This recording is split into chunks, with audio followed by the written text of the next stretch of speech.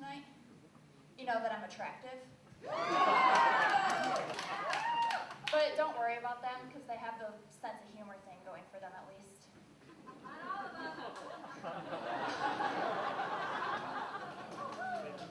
So I'm really good at a lot of things, and being humble isn't one of them.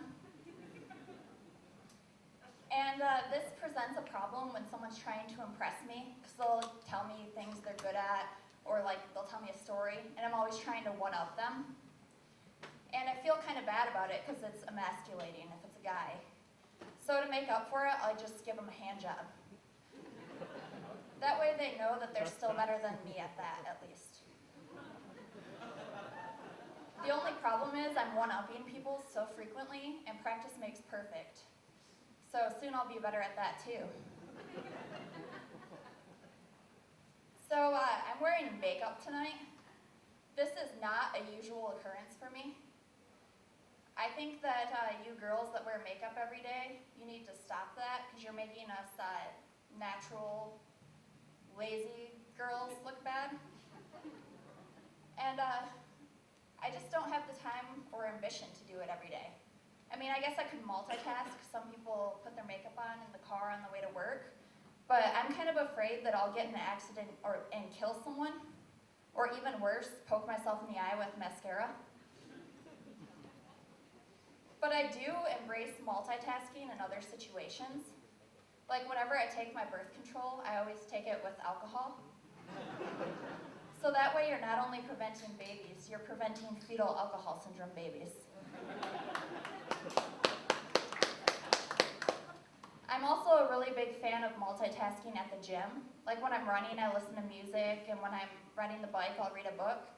And I found an amazing core exercise that also gives me orgasms. So you might think that would make things a little awkward at the gym, but things were already awkward ever since that guy asked me how I pushed myself so hard, and I told him self-hatred. But back to the makeup thing. I feel like it's kind of cheating. And besides, most guys would prefer if you spend less time on your makeup and more time doing sit-ups. And you can avoid makeup altogether with the technique that I've devised.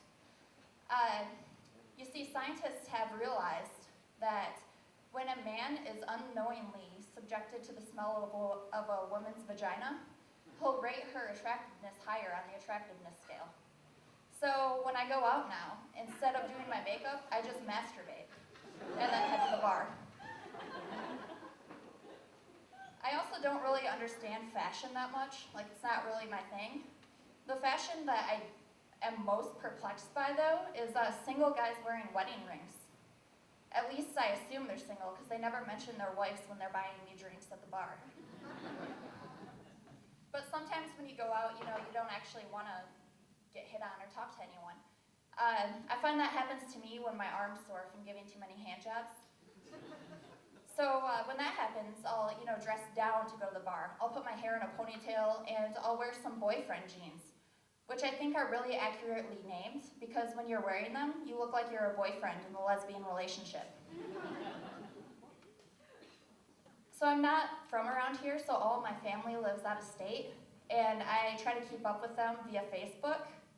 And the other day I was kind of sad, and I was looking at Facebook, and I realized that my 12-year-old cousin has bigger boobs than I do. I mean, that's not fair. He's only 12. And so to try to make myself feel better, I decided to go to the gas station and buy some beer. And of course I got carded because I have no tits.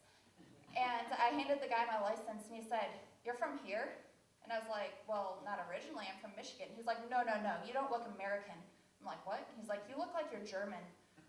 And then all of a sudden, everything clicked for me. I look like I'm German. That's why guys are always asking me to shit on their chest.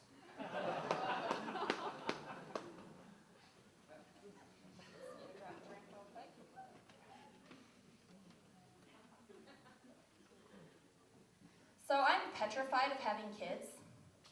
It's not really because I'm afraid I'd make a shitty mother, but I probably would, but that's besides the point. It's because of the mother's curse. I don't know if you're aware of that, but it's when you're acting really bad when you're a child and your mom tells you, "I hope your kids are just like you." Well, I was a sociopathic little shithead. I was so bad, in fact, that one time my parents hired a babysitter and she was pregnant. Well, after she got done watching me, she said she would never babysit again. Then she went and got an abortion. The last time I saw her she was behind a convenience store smoking crack, and she called me La Niña del Diablo, which is really weird because I didn't know she knew how to speak Mexican. I'm actually so cautious about not having unwanted children that I've made a voodoo doll of my uterus out of my used tampons. And every month I stick a wire hanger in it just in case.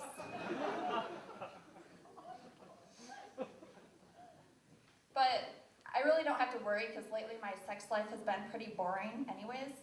Like so boring in fact that I decided to start trying role play. So I dress up like a 50s housewife and I clean my house really well and I cook a nice meal. And then I wait 2 hours and no one shows up, so I throw it away, pop a Valium, and then cry myself to sleep. It's really not helping with my sex life at all. I guess you're supposed to have someone else involved in the equation. But my house is really clean and I've been losing weight, so I'll probably continue to do it. So I don't understand people that can go out to the bar and not drink. I'm not saying I'm an alcoholic, I'm just saying that I can't have fun or interact with people without being drunk. And this presents a problem because when you have friends, eventually they're going to want you to take your turn as the designated driver.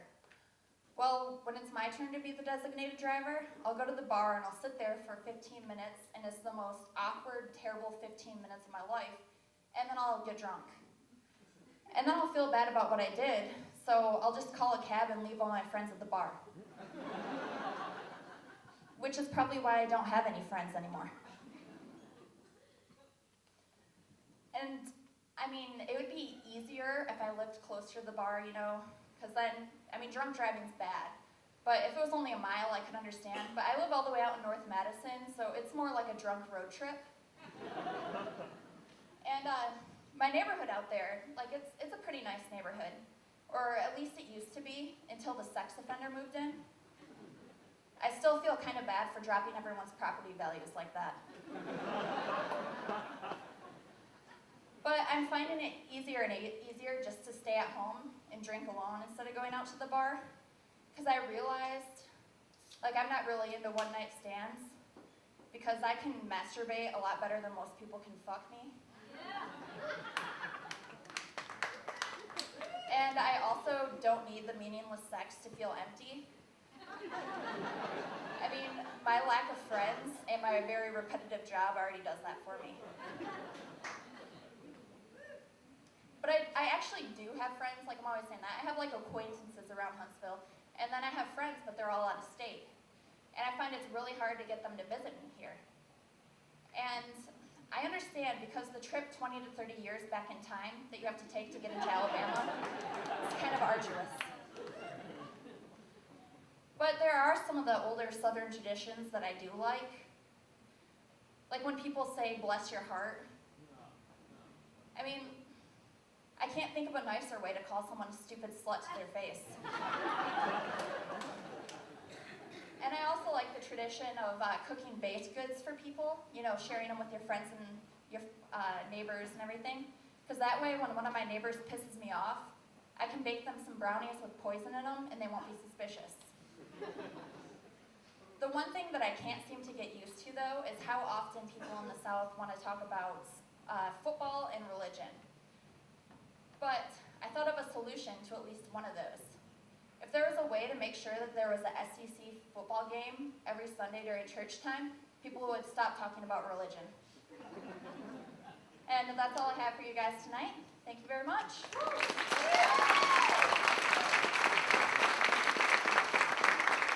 Nicole Bouquet, everyone. Let's keep it going for her. Yeah. I tried those shoes on earlier. Didn't look as good on me. It's not in the dress either. Nope, nobody wants to see me in a dress? All right. So your next comic, coming to